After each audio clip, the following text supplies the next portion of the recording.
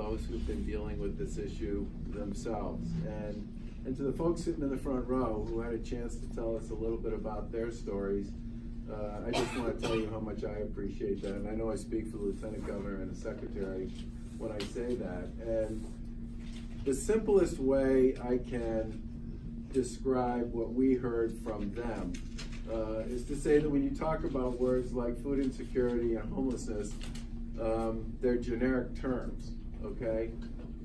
When they speak to their own particular life stories, they're not generic, okay? They are, in fact, their stories.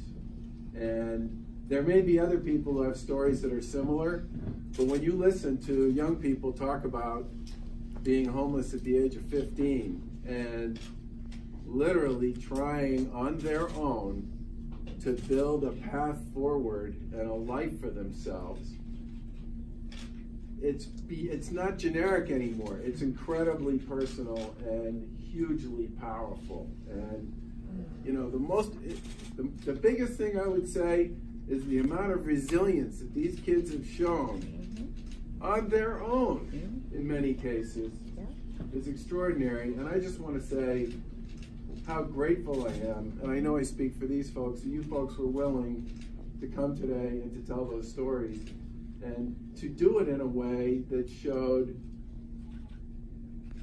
no regret, no anger, no hostility,